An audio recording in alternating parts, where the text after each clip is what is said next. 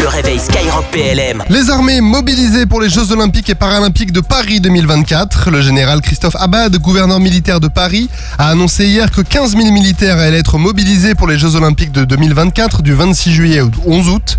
2 tiers d'entre eux seront déployés en Ile-de-France et 5 000 d'entre eux seront d'ailleurs logés sous détente en plein Paris sur la pelouse de Reuilly pendant la durée des Jeux Olympiques.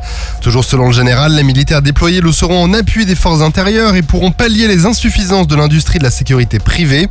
De son côté, le comité d'organisation des Jeux Olympiques et Paralympiques d'été de 2024 a estimé que 17 000 agents de sécurité privés en moyenne seront nécessaires chaque jour. Le 501e régiment de chars de combat a réceptionné son premier char Leclerc rénové dans le cadre du programme Scorpion. Initialement lancé en 2021 avec l'objectif de moderniser 200 chars Leclerc d'ici 2030, cette initiative vise à doter l'armée de terre d'une capacité de combat de contact renouvelée. Cette rénovation inclut l'intégration du système d'information du combat de Scorpion, la radio contact, une amélioration de la protection contre les engins explosifs, une conduite de tir améliorée et la possibilité de tirer des munitions à effet programmable. Les 18 premiers Leclerc rénovés doivent être livrés cette année avec 50 autres en commande pour 2024. La loi de programmation militaire 2024-2030 prévoit 160 chars rénovés avant 2030 avec une finalisation prévue en 2035. Un sauvetage de plus au large de l'île d'Oléron. Le centre régional opérationnel de surveillance de sauvetage ou CROSS d'Étel en Bretagne a dirigé une opération de sauvetage en mer au large de l'île d'Oléron. Le skipper d'un voilier de 10 mètres qui était accompagné de 3 passagers inexpérimentés a chuté à la mer et a donc créé une situation critique. Le CROSS a immédiatement mobilisé l'hélicoptère Dauphin du détachement 35F à La Rochelle et lancé un message de détresse sur la zone. Malgré des conditions météo difficiles avec un vent fort, une mer agitée et la nuit noire, l'équipage du Dauphin a réussi à repérer le naufragé et réaliser avec succès son treuillage.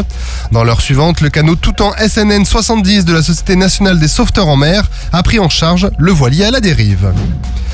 Et l'état-major de zone de défense de Rennes lance pour la première fois le prix Armée Zone Ouest, un concours pour récompenser un travail collectif axé sur l'esprit de défense, le lien armée-nation et le devoir de mémoire.